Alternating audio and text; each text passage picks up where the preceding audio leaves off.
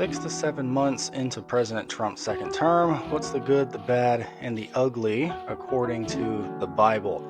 That's the question that my wife and I are going to do our best to work through. I'm your host, St. K. Kari, and you're listening to The Foreign Saints, reviving the hearts of those who die daily to keep Christianity distinct in this world that always wants to water us down. And big applause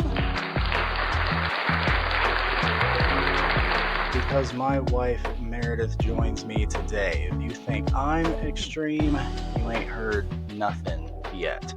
I'm not that bad. See, you say that, but just wait. Thinking holistically about the whole situation, about a whole problem, instead of tribally, as a human, as a Christian, is not easy to do. And her and I are by no means perfect, but hopefully we can be scouts who show a way forward. And the ruler that we will be using in our evaluation of President Trump's second term is the scripture with a heavy emphasis on the book of Proverbs. All right, so without further ado, let's go ahead and jump into the text. But as I pull it up, Meredith, what you got to say to the people? I think the other day when you had mentioned us doing this episode together, you were like, "Yes, 6, 7 months in, whatever it was." I'm sitting here, I'm like, it's been longer than that, right? Like so much has happened so fast, and such drastic changes have been made so fast that it's wild to me that it's only been 6 months.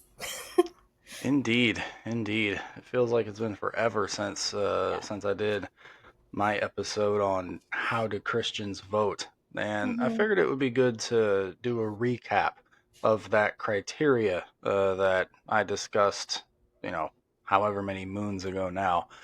Just a quick little run through here. Let me go ahead and bring up the scripture. Let me open up Logos so that you guys can see what we see. Uh, I used a couple scriptures to lay a foundation upon which to reason from. We're going to be doing the same thing here. 1 Timothy chapter 2, verses 1 to 6. In the letter of 1 Timothy, Paul is instructing Timothy on pretty foundational matters of how to keep order, how to run the church. All right. So, right here in chapter 2, we have universal instructions for how Christians relate prayerfully to all people, but especially to people that hold authoritative positions in government and culture.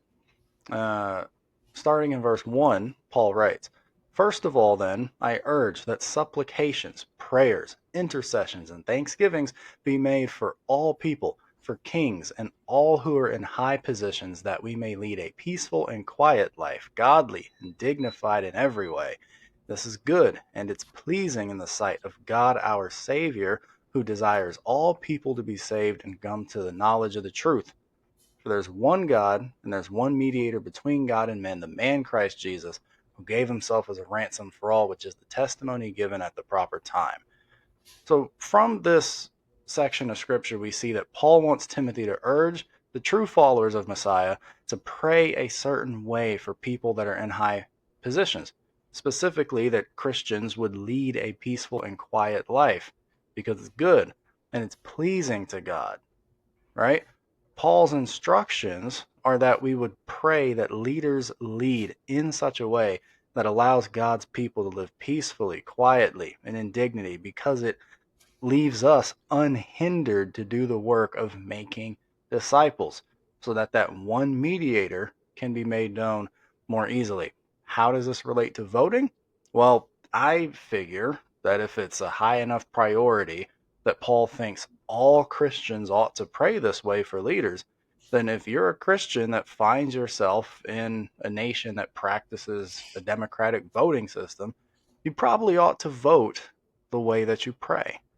So I think something that should matter to Christians going into the voting booth is which candidates' policies would be the least hindering to the mission of making disciples of all nations.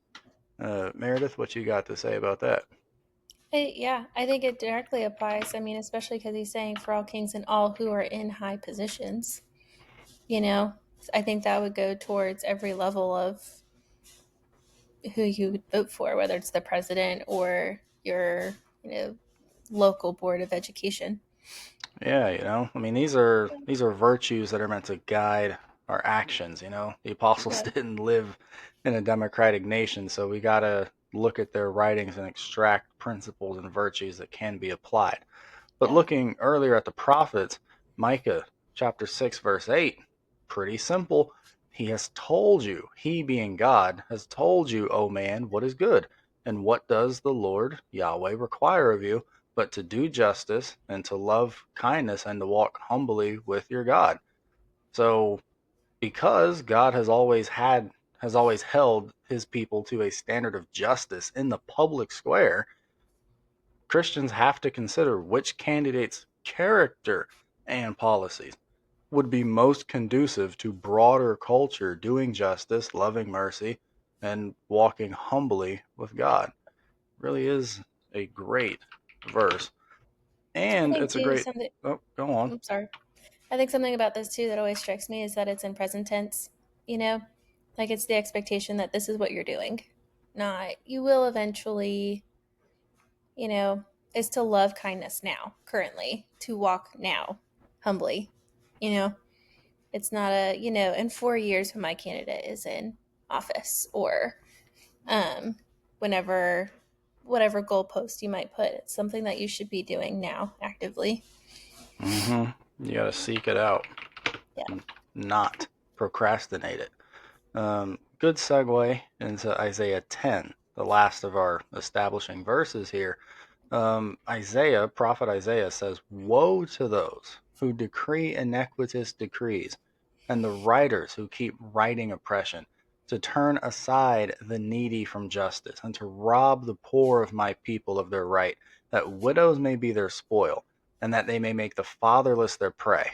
What will you do on the day of punishment, in the ruin that will come from afar? To whom will you flee for help, and where will you leave your wealth? Nothing remains but to crouch among the prisoners or fall among the slain.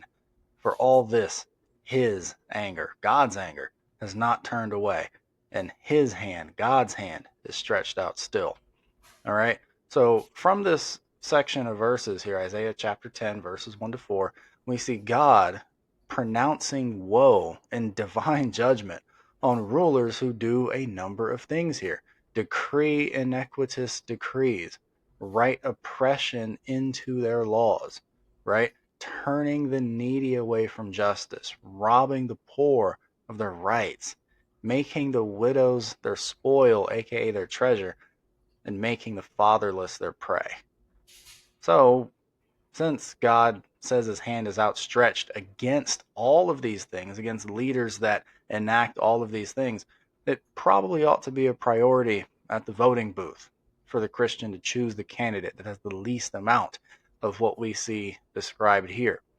All of that, like I said, the recap of the earlier episode on how we vote, um, led to this virtue ethic of how to vote as a foreign saint. Firstly, which candidate's policies would be least hindering to the mission of making disciples of all nations?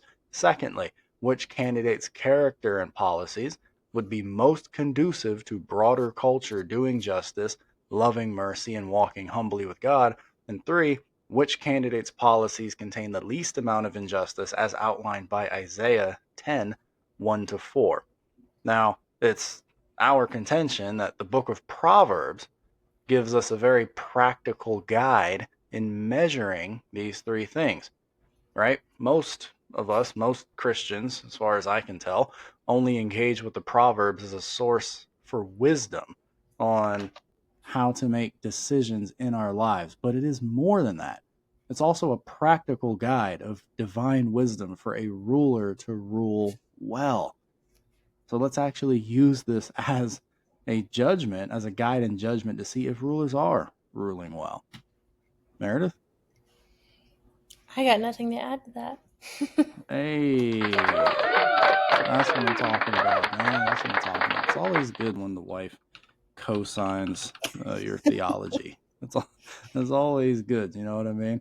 But let's go ahead and jump into Proverbs really quick. Like I said, just really laying our theological foundation here. Also, the reason my voice started to sound so silky is because I forgot to press the MC button when we I started, was right? gonna, I was You gonna say know? at the end of recording, it was like, wow, quality just improved Nah, partway man, through. nah, man. I usually have it pressed before I begin, but I haven't had somebody on with me in a minute, so like that part of the checklist slipped my mind.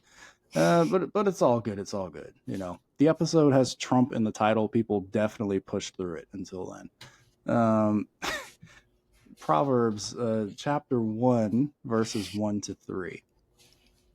The Proverbs of Solomon, son of David, king of Israel, to know wisdom and instruction, to understand words of insight, to receive instruction in wise dealing, in righteousness, justice, and equity. Right? Now, I understand in our current conservative culture that word equity just freaks people out. Very much Um, so. you know, like I really should have you and your people on here to have a talk about this sometime. But yeah, suffice to say, conservatives have full on seizures. They just foam at the mouth when they see this word, because they think DEI and they flip out. But it's biblical, so you got to let the Bible define these things, right? So what is this for? Right? Um, Proverbs, right? Written from a king to a younger, soon to be king, in how to rule well.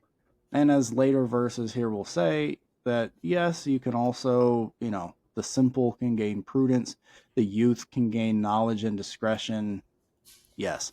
But primarily, this is trying to give instruction in wise dealing, right? So, this first word here, righteousness, this is where things are going to get a little bit complicated, but bear with me. The Hebrew word is mishpat. And trying to translate this word can be a little bit difficult because it can mean righteousness or judgment. They are both 100% legit translations, but context is what determines how you translate it. But because you're only 3 verses in, what do you do, right? The ESV translators went with righteousness, but the definition of the Hebrew word mishpat means a sentence pronounced judicially, especially a sentence or formal decree regarding human or divine law towards an individual or collective, taking into account the acts, the place, the suit, the crime, and the penalty. But this word mishpat also includes the positive aspects of justice in the sense of securing rights and privileges that people have innately. The second word here, justice, the Hebrew word tzedek, it just means the right. Whatever is right, whatever is correct in the natural sense, in a moral sense, or in a legal sense. Again, this is another word that depends on context. And then we have equity, the Hebrew word meshar, for evenness or straightness, speaking figuratively, not sexually. And a topical lexicon from Bible Hub describes meshar in this way: gathering up the idea of straightness, levelness, equity, and integrity, whether describing a physical terrain without obstacles, a judicial decision untainted by partiality, or moral conduct free from crooked motives. This term consistently points to what is unbent, even, and right. But it also encapsulates the idea of straightening out things that are crooked, evening out things that are uneven. So, you might say that the point of Proverbs is to know wisdom by understanding these words that give insight into scenarios, to receive instruction in how to deal wisely in properly handing down judicial sentences according to divine law against or in favor of individuals or groups without being blind to the specific situational context of each circumstance. Injustice, aka what is right, aka the highest virtues that take precedence when multiple virtues seem to be held in tension with each other, and equity, true equity, which involves keeping even and straight things even and straight, and also fixing things that are currently uneven and crooked, i.e., judicial decisions untainted by partiality, moral conduct free from crooked motives. With that being established, that is the ruler by which we're going to do our best to judge how well or not well President Trump has been doing in certain areas within these first 6 to 7 months. An example of what I was just talking about can be found in the book of Leviticus. In Leviticus, if I could spell my books right, in Leviticus chapter 19, verse 14, we see this command from God: You shall not curse the deaf or put a stumbling block before the blind, but you shall fear your God. I am the Lord, I am Yahweh. You can actually keep reading in this chapter. You see a whole bunch of Meshar type commands in the law of Israel about evenness, keeping things even. Don't make things unfair. Don't make things unjust for people that are deaf or people that are blind. Because I'm God, you shall not do this, right? Um, so, with that being said, let's get into some points of applause for the old orange man. You know, um, I know. People really are going to be trying to listen to see like where we stand. Like, do we support Trump? Do we not? Like, I imagine it's going to be a pretty awkward process for them because it's going to sound like we do sometimes, and it's going to sound like we really don't other times. We really don't. Others, yeah. And we're not here to solve that riddle for you, man. I feel sorry if that's what you're going to try to do for the next like hour. It just sounds horrible. Mm-hmm. But our first point of applause to mention, I would say, has been, for the most part at least, his stance against Hamas. Just because, as I've been saying and learning just reading history, you have to fight terrorists, man. The question is not if, but how. Like, Right. you gotta fight them, man. Oh, and Meredith, I know you definitely want to chime in on like the WIC and SNAP stuff, but like definitely feel free to add some 2 cents before that Yeah, time yeah. too. Yeah, because if y'all haven't educated yourselves on like the history behind like the Israel Palestine thing, so much of what's being talked about on social media is straight propaganda, bro.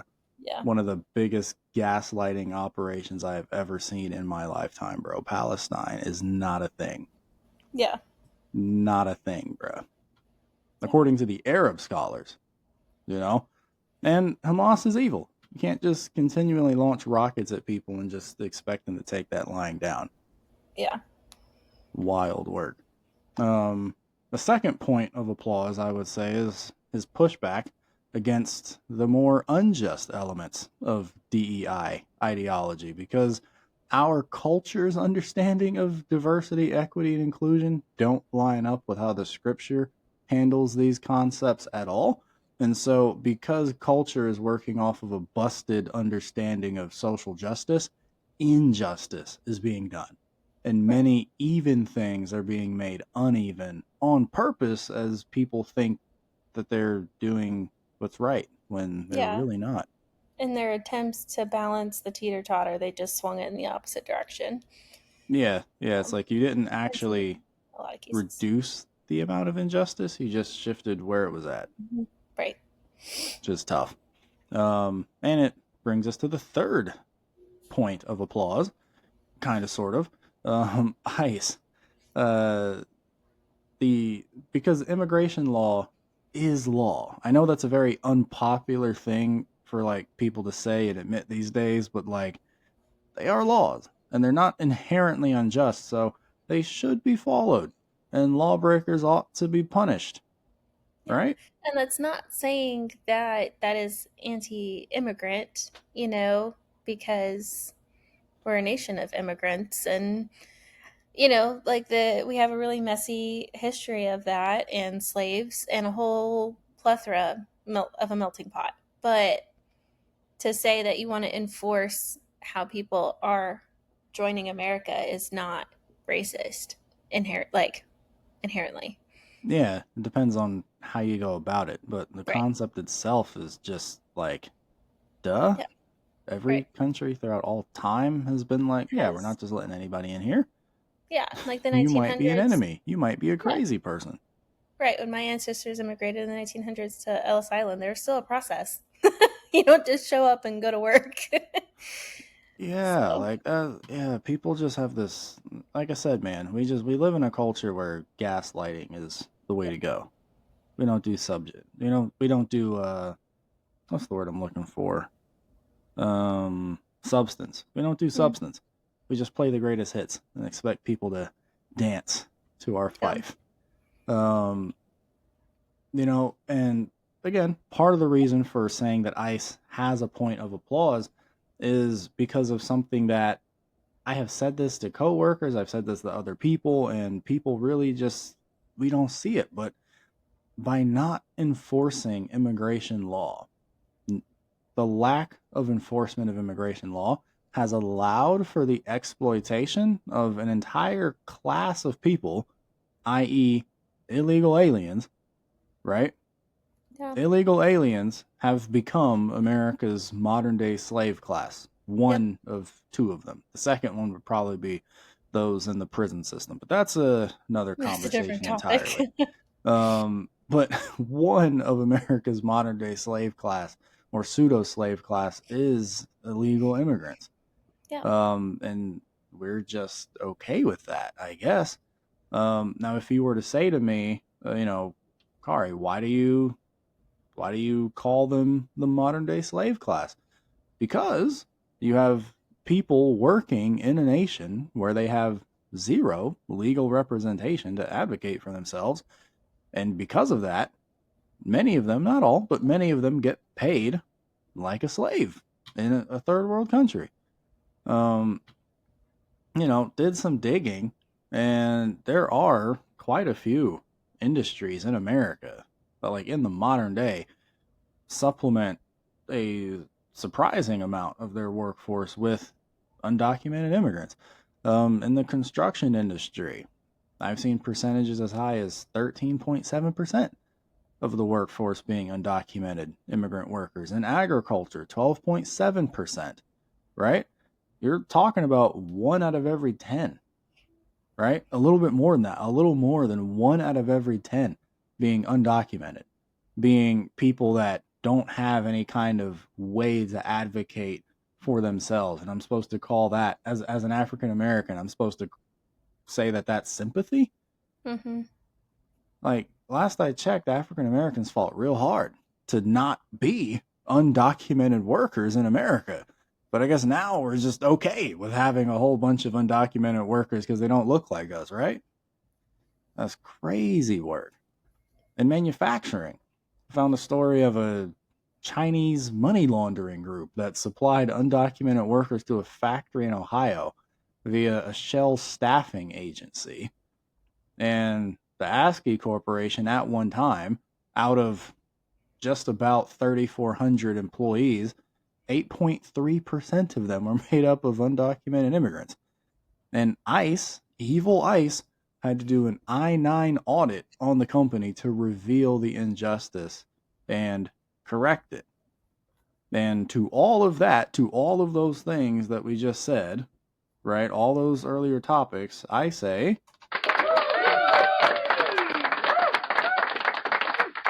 and if you can't cheer for justice being done domestically and abroad, you're weird.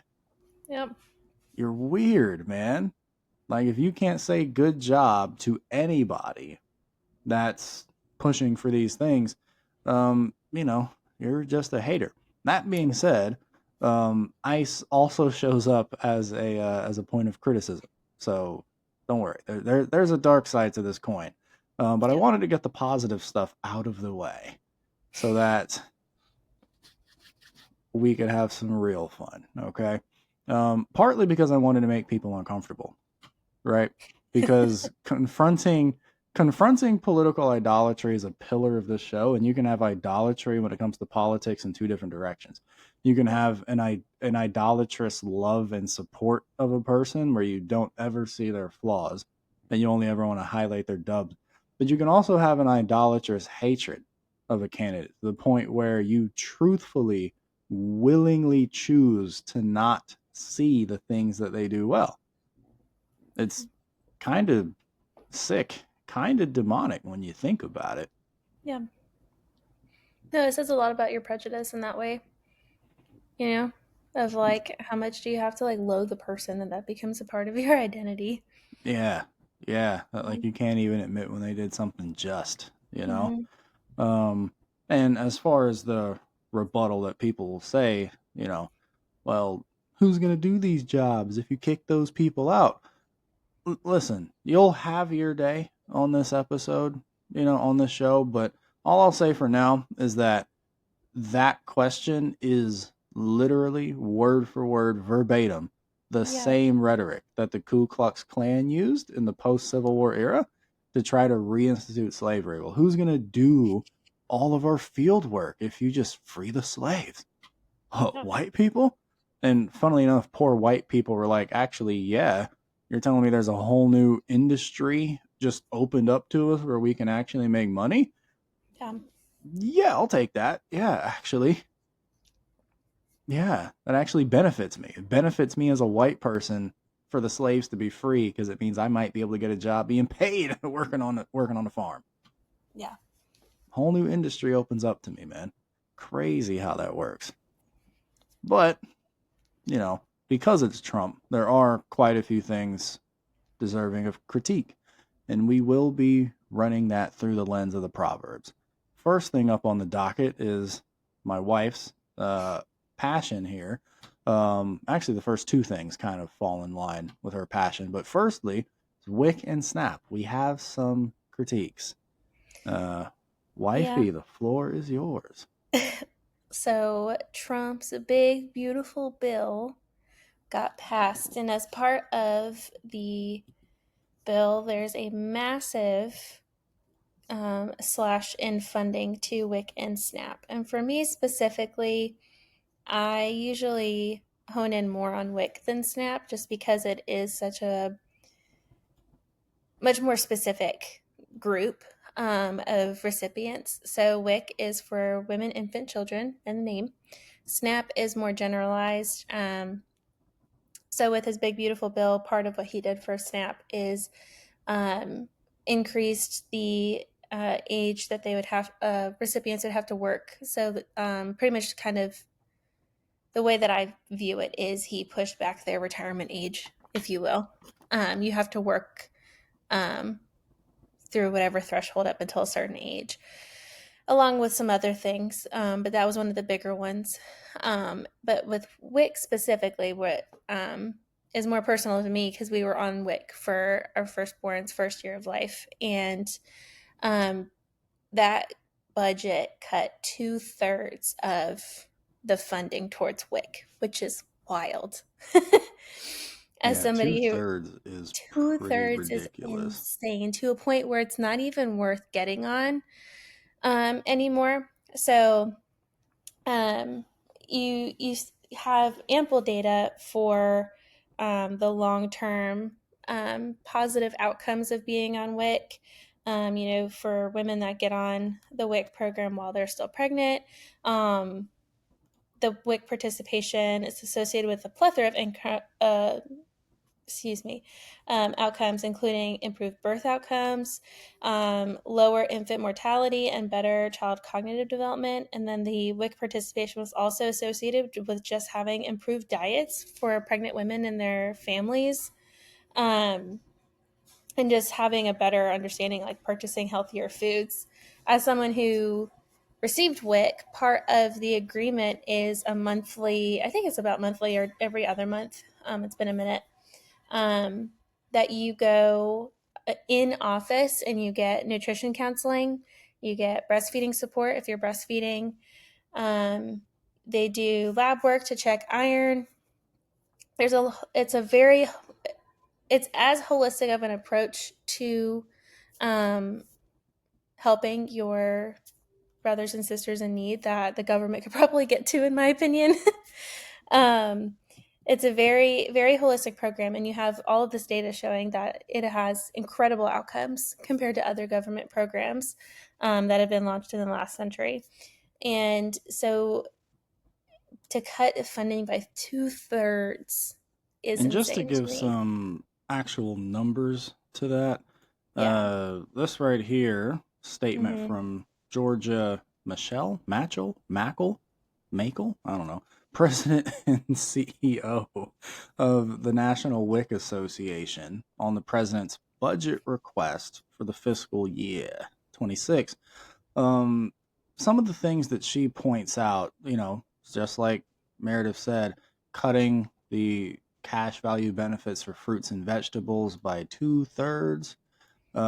That's pretty tough, but what does that actually look like, tangibly speaking? Yeah. Quote, under this proposal, breastfeeding mothers would see their monthly benefits plummet from $52 to just $13, while young children's benefits would drop from $26 to $10. And Yeah. that's even with her saying that with the current benefit levels, the 52, the 26, the higher numbers, with those higher numbers, WIC is still only able to cover about half of the recommended daily servings of fruits and veggies that children and mothers typically need for good health. So when drop it again, that's that's just getting in the way. That's just getting in the way even more. Yeah, and this was something else that this specific article mentions earlier on is that this is the first ever cut to funding for WIC. Um, Yeah, she does say that. so it was like in the one of the first paragraphs. Um, so it's wild to me that you have such a one of the most successful programs that the government has ever launched. Um, for the public, and you cut funding like this. So speaking personally, for our family in the first year, we were parents, we were on WIC, and God absolutely used that to be able to feed us for that first year. That Yeah. if it weren't for WIC, I have no idea. I mean, trust that God would have provided either way, but I have no idea how we would have food on the table. And this was before, so those numbers are before inflation too. So $50 to $60, depending on, because there's different packages. So if you're breastfeeding, partially breastfeeding, or formula feeding, you get a different allotment of your fresh produce and grains and stuff on your account. But say like you had for us breastfeeding, it was like 50 something dollars a month for fruits and veggies, and you could stretch that a lot farther before that inflation hit. So already it was kind of getting tighter. Biden did a bit of an increase in funding towards I think the beginning of his term. Um, Yeah, right here. yeah, This yeah, article from USDA.gov was what was this, April 9th, 2024, kind of talking about those very things. The Biden Harris administration's efforts. What they do? They gave an extra $1 billion for hmm, the special supplemental nutrition yeah. program, It's WIC. WIC. Yeah, Um, the administration was able to secure in total over $7 billion in critical funding to provide nearly 7 million pregnant women, new mothers, infants, young, yada, yada, yada, with yeah, the critical nutritional assistance that they need and deserve. yeah. Um, so you have increases over the years, but this is the first budget cut. It gets to a point where now $13 a month, it's very obvious that it's at a point that he just wants this program to go away because it's expensive. You know, who's signing up for $13 of produce when a bag of apples I think costs 6? So what does that really do for your grocery budget Mm-hmm. every month to have $13? Um, $13 a month for a monthly appointment that you have to probably take off work to go to. Like it doesn't add up. Um, so I think for me personally as a voter, that speaks volumes about caring for the people that you're serving. And again, You know, it's not just our opinion. Again, we right. promised we were going to look at this through the lens of the Proverbs, and a good And get those out Proverbs on the kind of table. on this That will be coming up a couple times in this episode is Proverbs chapter 13, verse 23. Let me give it a nice little highlight here. Scripture says, the fallow ground of the poor would yield much food, but it is swept away through injustice. Very interesting verse. And if you find yourself in the situation of being poor with what you feel like is fallow ground, not a lot of resources, and you don't feel like the little resources you have can do much, let this bit of wisdom from God encourage you that yes, your fallow ground, you know, weak as it is, unimpressive as it is, has the potential to yield much if injustice can stay away from it, right? Poor don't have much, but the little they have, wielded effectively, key word there, wielded effectively, not wastefully, will yield much if you keep injustice from sweeping it away. This is a proverb that has to do with meshar, that evenness, that equity, right? Keeping things even, right? And you can't make things perfectly even per se as far as what people have, but you can make opportunities as even as you can by keeping injustice away from, you know, stripping away possibilities. A program like WIC is the sort of program that helps those with fallow ground learn how to effectively wield their fallow ground to yield much food. Yeah. You don't have much money? Well, we can't give you much. We can give you an extra 50 something dollars, but we can also teach you how to maximize that 50 something dollars. We can Hmm. also teach you, how to maximize what your own body can produce as a Right. woman. You know what I mean? We can all these different ways to maximize the fallow ground that you have. Some other relevant proverbs on the topic, Proverbs chapter 14, verse 31. Whoever oppresses a poor man insults his maker, but he who is generous to the needy honors him. Him being God, his maker. That's a big one to consider. Uh, Chapter 17, verse 5. Again, whoever mocks the poor insults his maker. He who is glad at calamity will not go unpunished. All right, there's a balancing act in Proverbs where it's like, yes, in chapter 1, wisdom does mock at those that didn't heed her instruction. But at the same time, if you're just, kind of taking a sick pleasure in poor people having a difficult time, um, you gonna need to check yourself, man. You got to check yourself. And if there's a candidate that kind of seems to be taking pleasure in that, not saying that Trump is that candidate, but I'm just saying if there is one, you know, that would count against them. And then you got Proverbs 22:22, really great one to me. Do not rob the poor because he's poor, Yeah. or crush the afflicted at the gate. Don't rob them just because you can. I think too that one specifically for these WIC cuts is say somebody that's on WIC currently and you just strip them pretty much of all their benefits. Like that's crushing Mm-hmm. for Yeah. somebody who's been, leaning on that for support and a very stressful season of life. Like that first couple years of a kid's life is insanely stressful, especially that first year. If you're breastfeeding, you are up at all hours of the day and night. Like there's no such thing as sleep. They are already afflicted, you know. So to be like, that little bit of support that we were giving you, we're just not going to give you anymore. Like, that's crushing. I could not imagine if we were still in that season of life, going through these cuts. Yeah, it's devastating, man. For those that don't know, this phrase "the gate," right? What does it mean to crush the afflicted at the gate? It's not a reference to like at the door of a place, right? The gate was the phrase in ancient times for the place where decisions are made, right? That's what that meant, right? When Jesus says the gates of hell will not prevail against his church, what's he talking about? The decisions, the strategies that hell creates will not prevail against the church. Their war strategies won't work. In the same way, don't crush the afflicted at the places where your decisions are made.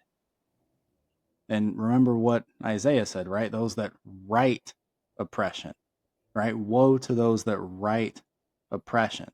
Um, in my mind, I don't much care for Snap, but WIC especially. Like, if you're gonna cut that one, um, yeah, at that point you're potentially crushing the afflicted at the gate.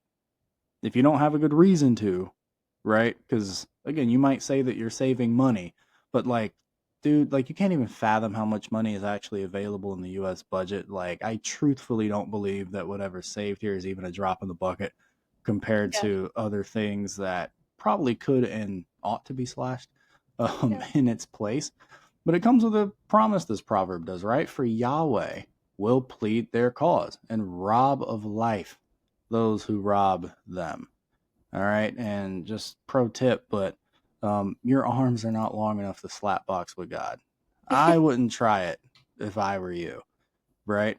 And again, I just want to really ram this home to any like conservative leaning people that just have allergic reactions to DEI stuff. I want to show you like it's all through the Proverbs, dog. Um, Proverbs 31, not about the Proverbs 31 woman, but earlier, the first Proverbs 31 woman, King Lemuel's mother. The words of King Lemuel, an oracle that his mother taught him. So, I mean, again, just quick jab at the liberals. Who told you that the Bible's anti-woman? You got a mother's words right here in Scripture, bruh, that are Scripture, right?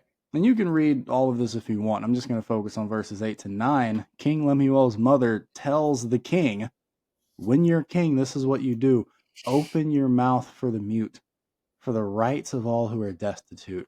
Open your mouth, judge righteously, defend the rights of the poor and needy. Use your power as king for those who have no power themselves. All right? That is fantastic. Fantastic advice. But again, because I'm trying to make everyone uncomfortable, right? That also means people that are more on the left side of the aisle that might be listening to this.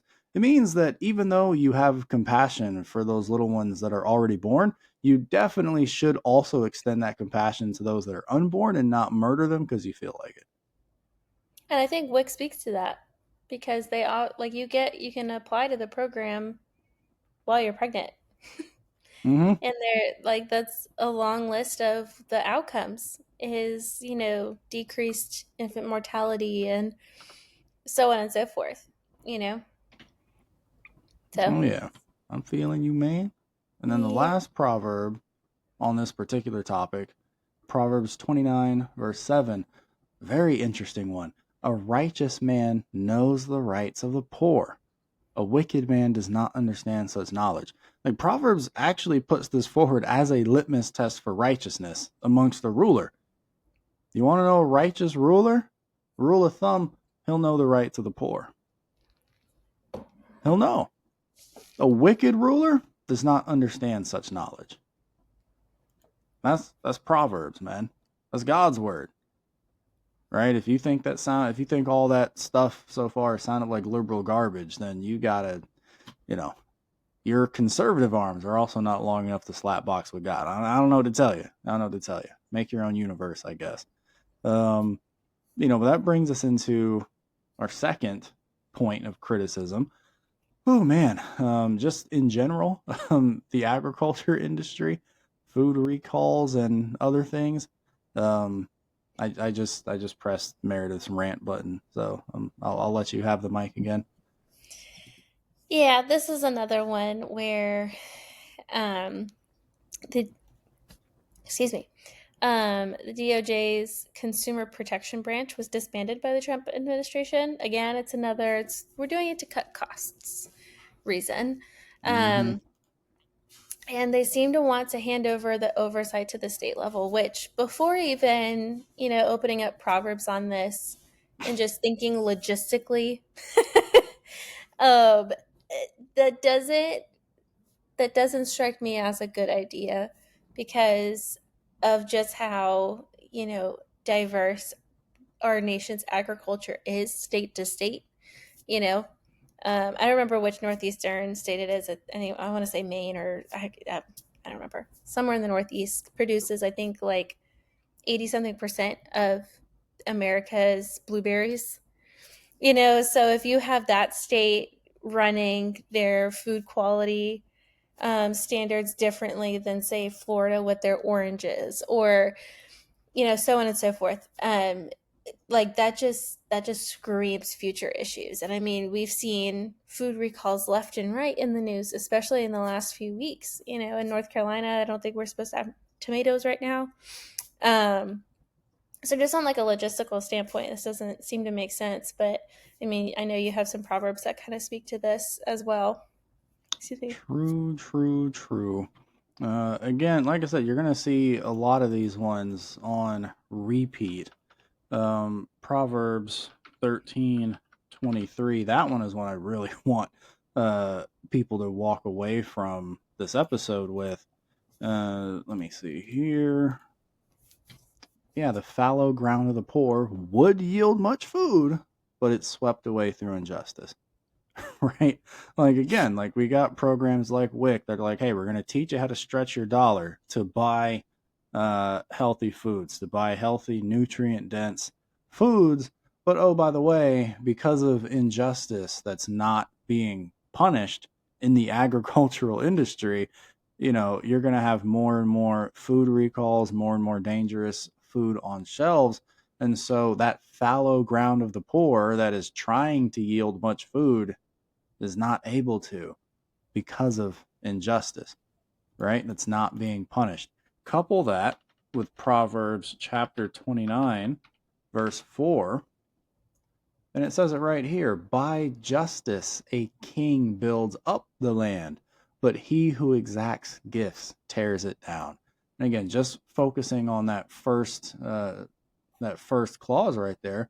How do you build up a land? By justice. By justice. All right.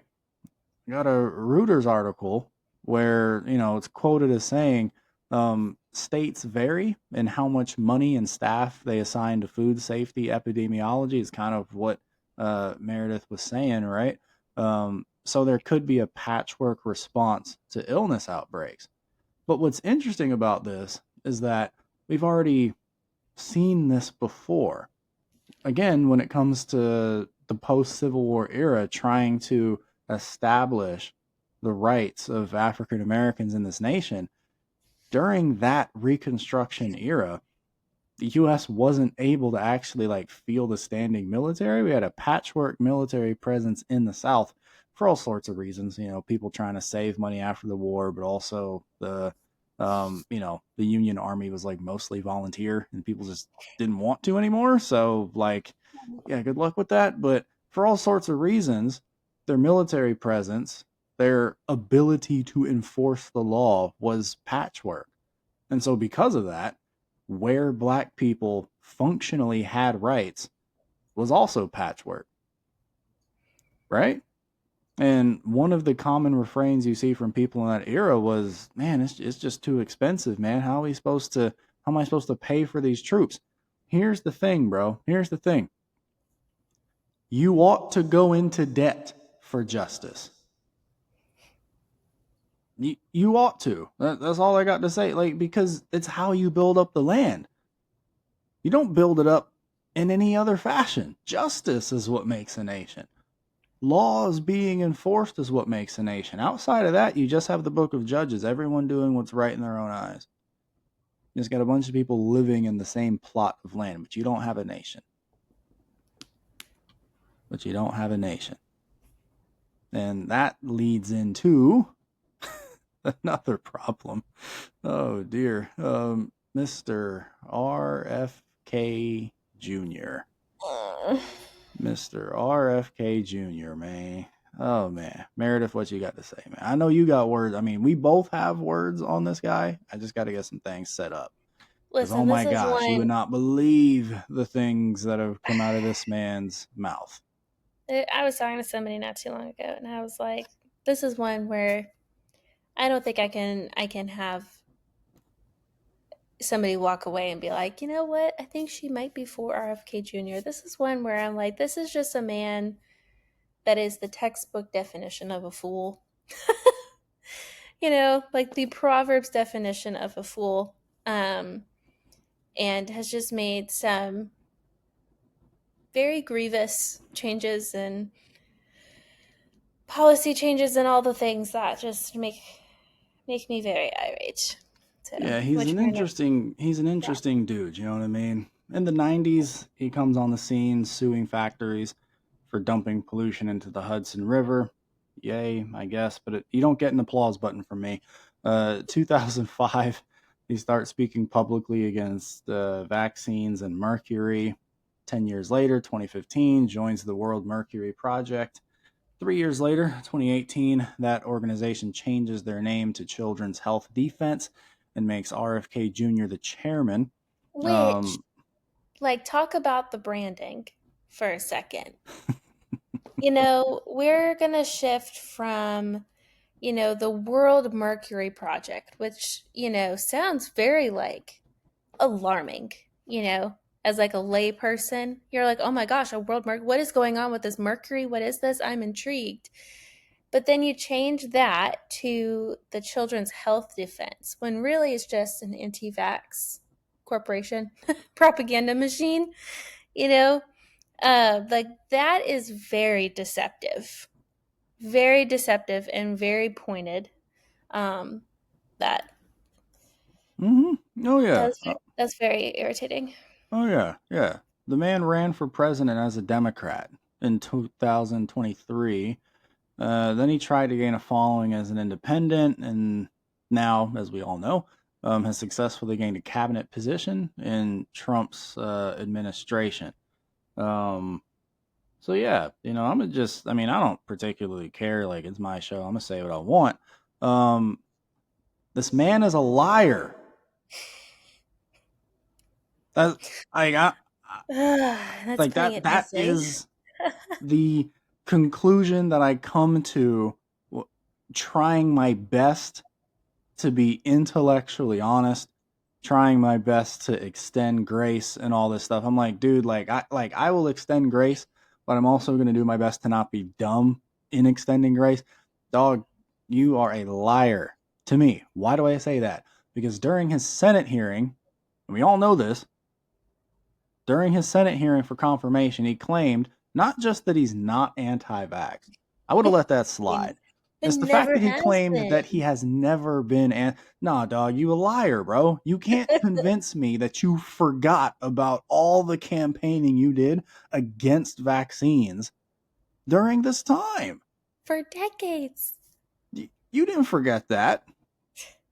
You Yeah. literally lied to Congress about it, and for some reason, Congress just let that slide, bro. Like, I mean, I don't know, man. You managed to get it past them, I guess. But let me show you this. Let me show y'all this. Since some of y'all just, won't believe me. Till y'all hear it, man. Till y'all hear it, y'all won't believe me, man. If you've ever compared an unvaccinated kid to a vaccinated kid, you see the bright eyes and the engagement and the social interactions and the curiosity and the affection and then you compare them. The child even had one or two vaccines and they're completely different. That is It's crazy. wild. That is absolutely insane. Yeah, it's also one of those too, like you put two kids next to each other, one that was breastfed and one that was formula fed. You couldn't tell, you cannot convince me that you can tell the difference. No, In my mind, it's similar logic. yeah, no, that's absolutely insane, bro. That is Absolutely insane. wild. Yeah, no, no. He You also heard him just recently, there dehumanizing. That's the word for it. yeah, There's no other word for that. yeah, Dehumanizing vaccinated children, yeah, right? Like, that's crazy. What was crazier, though, is I think like the same year or within a couple years of him saying that at that talk, he gave another talk where he was like analogizing the vaccine. It's not even really an industry, but like analogizing the healthcare industry that advocates for vaccines. He was analogizing them to Nazis that experimented on children, bro. Like, It's just I mean, that saying, like, could we open up a exist, whole but nother conversation about we need to no. like stop using the word Nazi when y'all ain't been to the Holocaust Museum. But Right. Like um, having just come from the Holocaust Museum, that's a crazy thing to say. most people that use the word Nazi really need to stop. Like, They it's really do. cringe, He bro. You don't know also what you're talking about. recently, in a press conference, was talking about, you know, people on the autism spectrum and just how they'll never get jobs and they're, a huge financial burden. And like the list goes on and on. And Man needs to watch The experientially, Good Doctor. well, also, like my first job out of college was working as an employment specialist, where my job was helping individuals on the severe side of the autism spectrum. So the population that he's referring to with his like generalized remarks, he's making a generalized statement about a very specific small group on the severe side of the spectrum. My job was focusing on the severe side of the spectrum to get meaningful employment, not like a sweatshop kind of thing. But like no, like they're waitresses and line cooks and all of these things. Like they are able to hold a meaningful job. Like they are still Imago Dei. You Mm-hmm. know, For y'all that it's don't know, wild to me that this Imago man is Dei, in the made in position. the image of God. Yes, sorry. Yeah, it's wild to me that a man that holds these takes is in the position that he's in. Yeah, it's really wild, man. Dude still pushes the theory that vaccines cause autism, and he quotes a study that has long been debunked, right? So it's like if you don't want to go as far as I do and call the man a liar, I mean, I just think I'm right. But if you don't want to say that, then the only other intellectually honest, I think, position is the position of he's honest and honestly incompetent in the Yeah. highest degree. All right. This man gave a teaching that AIDS is not caused by HIV, but instead by a party drug known as poppers, bro. Like it's actually insane, bro. It's actually insane. I'm like as a respiratory therapist that has had like HIV AIDS patients on ventilators, got one on a ventilator now, actually. Um yeah, that's not how that works. Like that's yeah, that's not how AIDS works in any way, shape, or form. Yeah. But for some good old proverbs on the matter, Proverbs 23, 23. Buy truth and do not sell it. Buy wisdom, instruction, and understanding. Get a degree. Nah, I mean that's kind of what that's talking about. But at a on like a real tip, truth is the highest priority. It's worth Yeah. whatever price you gotta pay. Just like I said, justice. If you have to go in debt to see justice done as a nation, do it, because otherwise you're removing the foundations of the nation. In the same way, truth. Whatever price you got to pay for truth, you pay it, because the cost of the alternative is always going to be too high. It's always going to be too high. Other proverbs that are applicable here, Proverbs 24, verse 7. Wisdom is too high for a fool. In the gate, he does not open his mouth. Remember, this is wisdom from one king who's experienced to his son who's going to take the throne after him and how to rule well. This is daddy king to son king. Son, listen to me. When you get on this throne, I need you to remember this. Wisdom is too high for a fool. In the place where decisions are made, don't let them open their mouth. Yep. There's no point. Truthfully, there is no point. And then lastly here, Proverbs 26, verse 10. On that note, this is why you don't elevate a fool in the place where decisions are made. Like an archer who wounds everyone is one who hires a passing fool or a drunkard. All right. Ideally, in the Proverbs' ideal scenario, a fool should not be opening his mouth in the place where decisions are made, because wisdom is needed for choices, and that's too high a thing for a fool to grasp. And if, as a ruler, you purposely choose, I mean, heck, even if you don't, if you're, hiring people as a ruler for a position and they're a fool, then you, the ruler, are like an archer who's wounding everyone for hiring this fool. An archer that don't know what he's doing. You're claiming to shoot at targets, but you're hitting everything but the target. Come on, man. Like, what are we doing here, man? What are we doing here, man? And by the way, Maha, Make America Healthy Again. Y'all gotta own this. Y'all gotta own this a little bit. Because part of the reason that RFK Jr. was the guy that Trump wanted is because he's the sort of person that the Make America Healthy Again, he's the only kind of person that the Maha crowd, that his base would accept. Yep.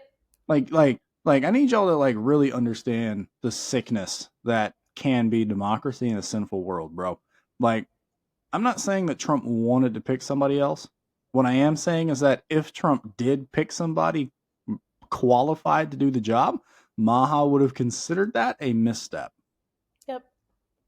From their guy. You know what I'm saying? Like Trump, I truly feel like Trump would have hurt his credibility among a certain portion of his base. Not all, but a certain portion of his base if he picked somebody that had like the opposing views to RFK. Well, yeah. And I think too, like everything within the Maha movement is, a stick it to the man of any form of credibility within healthcare science, Mm-hmm. All it is because of like COVID mismanagement, which like COVID mismanagement definitely happened, but like, and I really don't mean to sound like I'm putting people down, but there's also a part of me that truthfully doesn't care. Like, y'all don't do medicine, and you're like trying to give critiques about people in situations that you ain't studied for and never been adjacent to. right. But I guess you just know that people are lying, But also just the hypocrisy of like the Maha mindset, you know what I'm saying? Like, we got to deal with red 40 in our food dye, but I don't care that, we're not putting out bulletins for, lettuce that has listeria Right. in it. Like, They're what? they're saying red 40 is poison and toxic when the literal contaminated foods Like, are being sent to shelves. Like, this is wild to me. you gotta make this make sense to me There's somehow, also man. there's also within that the rise of, and I guess this could also be a separate topic, but the rise within like the social media influencer space, that's become a credibility on par with actual scientists, Yeah, that like seek my out like like my terminal degrees. pharmacology, like my drug textbook in the first chapter gives a warning about this stuff. That's crazy. Yeah, yeah. Like People that's don't know what they're definitely talking fuel. about. Big time. Yeah, I'm like, but y'all caring though, Like I said, like if y'all really cared about Red 40, I understand if this most recent controversy was just y'all's first time learning about Red 40. I don't hold that against you because there has to be a first time for people to learn anything. So like I'm not the person that's gonna be like, oh, you're just now caring about it. Well, maybe you just now learned about it. But like I'm okay with that. My thing is the decision making that comes out of it, right? Yeah. You have all the power to buy a cereal that doesn't use Red 40. Like, that's what we do. For cheaper. For cheaper. Cheaper cereal that, in my opinion, to my surprise, actually tastes better than Fruit Loops. And I really like We're Fruit talking about Loops. the Aldi brand, by the way, to Yeah, yeah, clarify. yeah, yeah. Like the Aldi brand of Fruit Loops. I mean, I don't care. What's it called? Fruit Rounds or something? Fruit Rounds is like a Yeah, dollar 50 a box compared to like $5 for Fruit Loops. It tastes yeah. Like better and it's y'all just dyed with don't like want to turmeric. buy the off-label stuff. That's all. Yeah. And that's all it is because you disagree with the Proverbs, right? Remember, the fallow ground of the poor produces much as long as injustice doesn't get in the way. I'm okay with that. Really, God? I don't have much, but you're telling me I can have what I need as long as I just play my cards right? Well, shoot, let me relook at my cards. Let me relook at my cards. Let me look at the whole shelf. Oh my gosh, God was right. Yeah. Just 2 shelves below the Fruit Loops. Below the $5 box of Fruit Loops, there's 150. My God is good. Hallelujah. Oh my gosh, man. My king is wise. He knew what he was talking about, man. The fruit rounds. Can you believe it, bruh? You know what I mean? Like, but y'all don't be thinking like this. Because it's an identity thing. Like you want to be able to align yourself with a brand that you purchase because you want to look a certain way. Like it's all like an appearance identity thing. Like Or just you don't that's want to what admit that you broke, which is crazy because like the way prices are, everyone's broke. right. No, I don't want to admit that I have less money than I actually do. I just have this prideful thing in me where I just want to act like I'm keeping up with the Joneses. They don't exist, by the way, but I want to keep up with them, you Yeah. know? Like, I don't know, like crazy stuff, man. Y'all being gaslit by social media, bro. Mm-hmm. Crazy work, crazy work. Yeah, there's so much I could say on like just that make America healthy again thing, man. Where I'm like, what you really need to do if you actually want to be healthy is escape the escape the gaslighting. To my anime fans out there, you got to escape the genjutsu. That is like the entire like processed food industry. Not so much because processed food is in itself evil, but because there are cheaper alternatives that are better for you. That if you made those the main thing in your diet, you actually wouldn't have to change too much else about your lifestyle to more easily hit some of your health related goals that we all have, Yeah. right? And I Like think McDonald's ain't evil, but it's feast food. It's holiday food, bro. You don't right. eat holiday food every day of the week. Yeah. And I think too, for me, like I just can't get on board with Maha because you can't tell me that you want to make America healthy again when you're actually fighting for like removing red 40 from your Swedish fish. You remove the food coloring, the nutritional fact is still the exact same. The It's fruit still rounds at Swedish Aldi, fish, dog. it's still Swedish fish. It's still junk. Like you call it feast food. It's junk. It's sometimes food, you know? You Yeah. can't argue that you're making America healthy again by doing that. You're deceiving the American public. What you're actually doing is you are removing access to legitimately nutritious food from a very vulnerable population. That's what Maha's doing. And that's what I take a big issue with is you can't tell me that your fight to remove high fructose corn syrup and red 40, which are not objectively healthy things. They're not good Yeah, for like, you, yeah. but you are stripping access to legit health foods to the ones that need it the most. Yeah, it's crazy work, man. It's absolute. It's hypocritical work. And Yeah. for those that are wondering, I thought this episode was supposed to be about Trump. You're talking about the supporters and blah, blah, blah, blah. Keep in mind, first off, I did make a jab at pro-choicers early in the episode. You probably forgot, but that's still there. You can rewind it. I made the jab.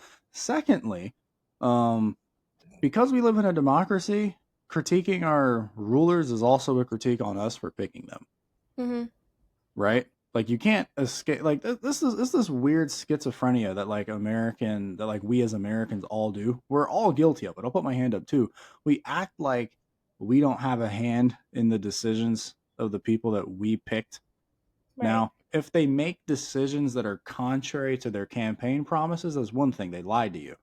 If they're making decisions that are in line with their campaign promises, that's on you. Like they're doing exactly what they said they were going to do on the tin. Yeah. And some of y'all want to act shocked. Not all y'all, not everybody, right? Like I said, people are a mixed bag. You know, is there a lot of fraud that goes on with, like I said, let's use WIC for an example. Is there a lot of fraud that goes on with WIC? Yeah. Yeah. They come into the hospital all the time. You know, single mom, 6, 7, 8 kids. You know what I mean? Using their WIC money on, or not their WIC money, it's usually their SNAP money Snap. because WIC is Yeah. like harder to game, It's- but trying to use their SNAP money on, stuff that the counselors at these places probably advise them not to get. You know what I mean? Like Like, if you want to do reform to these programs, like we talked a while ago about this, why not just expand WIC? Like WIC users have an app that shows you your allotted amount for each category. You have however many containers of yogurt, loaves of bread. It has to be whole wheat bread. It can't be like a super sugary white bread, you know, yada yada. Like you have all these categories compared to SNAP, where it's just a lump sum that you can use at a grocery store. Mm-hmm. Um, like why not just expand who all can gain access to WIC, or like structure SNAP like you structure WIC? You Yeah, it's know, got to be that would one of those eliminate. things, man. Right, that would eliminate a lot of waste, you know. Along with that, you have to meet regularly, like I mentioned earlier, with your WIC counselor. You go over your nutrition. She's like a dietitian or whatever that I met with. That would give you recipes and yada yada. Why not structure SNAP like that if you have 50 years worth of data saying that WIC is successful for long term outcomes, you know? Yeah, this thing works when you make it work. But no, we're going to strip 2/3 of the funding instead. Right. Oh man, yeah. My gosh, man. If you want more on some of this stuff, especially more of the vaccine stuff, check out my episode I did on measles concerning that measles outbreak in Texas a while back. I get a little bit more in the weeds around some of the more medical stuff. But for now, let's talk Epstein. Jeffrey Epstein, arrested, or, detained, back in 2019 on charges of sex trafficking minors. But there was also a bunch of evidence to suggest, on top of that, that he was using that sex trafficking operation to support a blackmail network of the world's most powerful people. Um, you know, a real life Charles Augustus Magnuson, for those of y'all that read Sherlock Holmes. If you don't, just Google the character. Not here to be your literature teacher. Trump, as far as I can tell, Meredith, correct me if I'm wrong, but I'm pretty sure that Trump had been saying loud and proud how he was going to release the Epstein files and all this stuff, but how, he wasn't really, no one's really convinced by the claim that he just committed suicide in the jail. No one Right. really I don't seems know to be one person convinced that's convinced of that. by that, to be honest, Yeah. but Trump was, it seemed like a campaign promise or a pseudo Yeah. campaign promise, to be clear, to be transparent about all that happened. But lately, um, he's hesitant. Mm-hmm. Um, there was a tweet. It wasn't up for long. You can't find it now because Elon Musk took it down. But there was a tweet that was up for about a day by Elon Musk claiming that the DJT is in the Epstein files, and Mm-hmm. that was the real reason why he was hesitating. I find that interesting. I don't Yeah. actually know how to judge that, by the way, because that could be true. It's a he said, she said kind of thing. Right. But at the same time, Elon Right. and Trump were having a bit of a spat at the time. Maybe he just tweeted it to because he was in his feels, you know what I'm saying? Right.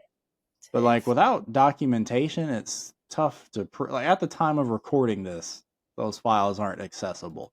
Maybe Yeah. that'll change in the next 12 hours or so. If it does, I'm not changing this script. I'm just going to make a new episode about it. Just so just so that's clear. Um but some proverbs that come to mind about that, I'm like, dog, that's sus, man. Yeah. Because again, back to Proverbs 29:4, by justice a king builds up the land, but he who exacts gifts tears it down. That's a problem. Backing up a chapter to 28, verse 4, those who forsake the law praise the wicked. Let me show it to you guys because y'all won't believe it unless I show it to you. Let's see here.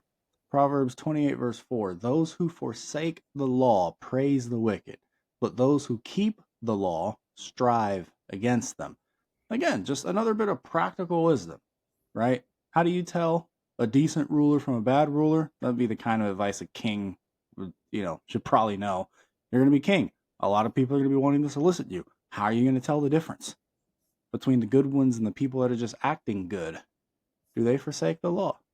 The ones that actually have abandoned the law will give praise to wicked people. Those that actually keep the law will be striving against them, not just speaking out against them, working against them.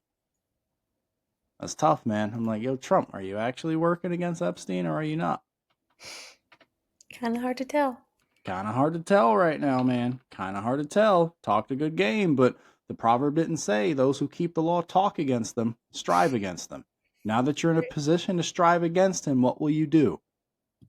Yeah. What will you do? And then Proverbs chapter 16, verse 12, you want to talk about homosexuality being an abomination. And it is. Don't get it twisted. But also, an abomination is for kings to do evil. Why?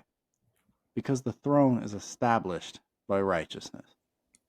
The establishment of a leader is on righteousness, which is why it's an abomination for a king to do evil. It's the exact opposite of what it should be, right? The same way homosexuality is an abomination, partly because it's the exact opposite of the design. It's the exact opposite of the design for a king to do evil. That's tough, man. I'm like, hey, man, like, what you doing, man? You know what I mean? Like, we've been talking big smoke about, Creepy Joe for the last 48 years, bro. It's about to be Creepy Don, bro. Were you on the same island? What's I going on, mean, man? there's pictures of him all like nice and warm and cozy with Epstein, just like buddy buddy, I mean. Yeah, yeah, But, yeah. what's AI anymore? Yeah, I wouldn't be surprised. You You know what know? I mean? I wouldn't be surprised. Doge, you know, I put it under the heading for critique. Me personally, though, you know, you know, contrary to what you might expect, I don't really have an issue with Doge. I know, I really don't. Like it's constitutional. What you want me to do? No, You know, it's not. the executive has the power to do it. Read Article 2 of the Constitution, man. He's got the power to do that. He could appoint who he wants to. The checks and balances of the Constitution, separate, uh, you know, they have this escalating tier of accountability as your authority over things rises. So, like, it's fine. You know what I mean? Like, Elon Musk was never really the head of Doge anyway. He was just the go between for Mm-hmm. Doge and the president. So, which is what made it such a big deal that Musk and Trump had their spat, because his power is all social, you know? like if as long as the heads of Doge believe that Musk is a faithful witness for the wishes of the president, he has power. But if it seems like there's a disconnect between the president and Musk, the people that actually run Doge don't actually have to do a single thing that Musk has ever said. They don't have to, you know? So, like, when people say, I didn't vote for Elon, you're right. And because nobody voted for Elon, he doesn't actually have that much power to do anything. Right. His Because, job is mainly just to find things, not to do anything with his findings. I mean, yeah, I mean, it's even less than that. I mean, it's like he can't even find none. I mean, that too would be authority. It's like you can be a counselor to those that are finding things, but like in an official capacity, like you can't, you know what I mean? So it's like, yeah, like I don't have a problem with Doge, you know? I mean, Obama started it. Like it was Obama's executive order back in 2014 or 15 that actually like created the thing.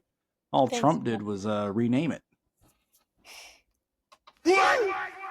Yeah, I know. I know. It's almost like people don't do their research or something, man. Like if you got a problem with Doge Trump is a having a Trump Doge, thing. if you got the name is a Trump thing, but the actual body, that's an Obama thing. If you got a problem with Trump doing it, you should have a problem with Obama doing it. Now, to be fair, Trump did expand what they can do, but I'm just saying, didn't start with him. I have no problems with it. Moving on. ICE. Good Lord. I gave a lot of praise to ICE, and it's deserved, I forgot to give them their cheer button. Yeah, getting rid of people, illegal, undocumented, child molesters. Yeah, get them out of there, undocumented workers that are otherwise decent people that are being exploited by rich douches. Yeah, and being used as a modern day slave class. Yeah, ICE. In that way, deportation is weirdly saving them from exploitation in a weird way. So yeah, Yeah. applause. On the other hand, adjacent with all of that good stuff, with all of that objective good stuff, there's also some objective evil stuff, like, just being unconstitutional, mildly but aggressively unconstitutional. Mildly. Mildly unconstitutional, you know what I'm saying? The chief, I mean, there's a bunch of examples I could give, you know what I mean? Like just kind of skipping over due process. There's all the nonsense going on in LA, which I'm sure, that's also probably a mixed bag of good intentions, but horribly walking it out. But the thing that really gets me, the best example that I can think of, is the unconstitutional arrest of the mayor of Newark when he was visiting the ICE detention center Which he had in every right to be at. New Jersey. Absolutely insane. Every right to be there, man. Members of Congress have the right to visit facilities like this. It's part of their oversight powers. When it comes to federal buildings, anyway, they can't do that for private stuff, but for federal stuff, yeah, they can. So, like, definitionally, as long as he is a member of Congress, he can't trespass, even though that's what they accused him of doing. They accused him of trespassing as soon as he took like 2 or 3 steps into the building, which is weird because the visit was scheduled beforehand. So he's a member of Congress, so he already has the right to show up when he wants to. But he They was gave a courteous enough courtesy. Yeah. to call ahead and tell you, hey, I'm coming today to check out this undocumented immigrant detainee facility. He called ahead, let them know he was coming. So where is the trespass? The arrest happened, the actual physical arrest happened outside the gates of the facility, too, after he had been told to leave and complied. He was told to leave, which is unconstitutional. He complied with the unconstitutional thing for the sake of wisdom, right? Got outside the gates. ICE agents in masks came after him outside the gate, arrested him anyway. He was detained temporarily, but still, I'm like, dog, that. I mean, it's crazy, man. Like, y'all, RFK want to be talking about, people giving vaccines being Nazis, and I'm like, yo, ICE want to be practicing to be a secret police out here, bro. Not nearly as bad as the Gestapo, but I'm like, hey, man, like It's you're trying out not. for the JV squad. Yeah, I was gonna say it's not quite KJB, but like we're in there. Yeah, like you're trying out for that sort of stuff, man. Yep. Absolutely crazy. Again, bro, like you build up a land by justice, not injustice. What is going on, man? What's going on? You know? So again, that's just a short little performance review. There are positives, like I said. There are also negatives that I feel like just aren't being highlighted by those that supported him. Now, does that mean that I'm like, you know, does that mean that I think that Trump supporters should be regretting their vote for Trump and instead have wished for 4 more years of cancer-ridden Biden or Kamala? No, because this problem that ICE is trying to solve, somewhat through unconstitutional means, right? Is a problem that the Biden Harris office like helped exacerbate. Like y'all quadrupled the number of the undocumented second go around at slave class in America, and y'all just let it happen. Had the power to stop it, let it happen. You know what I mean? I mean, yeah, Biden and Harris's policies were better for WIC, and Yeah. that's good. But you were exploiting a whole bunch of people that don't have documents, aren't citizens, Right. and also you were advocating for murdering the unborn and mutilating Yeah. kids and all sorts of other nonsense. You know what I mean? So I'm like, nah. I still think if you voted for Trump as a Christian when your other pick was Harris, you picked the option that fulfills the 3 criteria at the top of this episode better, Yeah. right? Especially with that first criteria, right? Which candidate's policies are going to be least intrusive to the church being the church between Trump and Kamala? That's a no-brainer, Trump.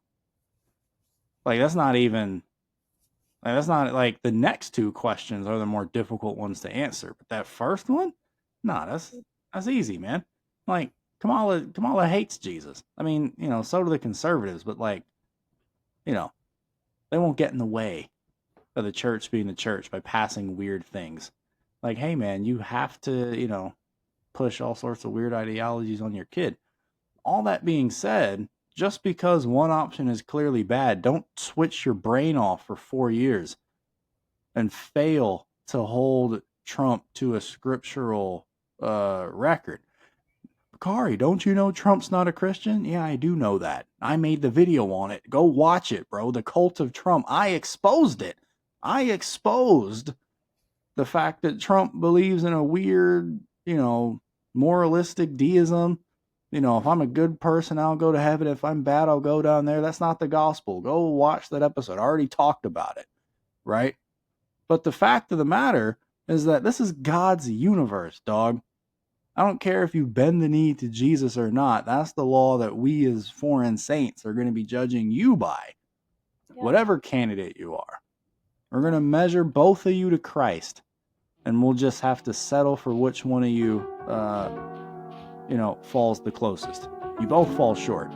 And that's the last thing I want you guys to notice, is that for those of y'all that went with Trump, I just want you to realize how far he falls short of Jesus and how much you should not be content with things the way things are, and how much you really shouldn't feel like America's like anywhere near closer to Jesus when the actual stock in the gospel is not being proclaimed.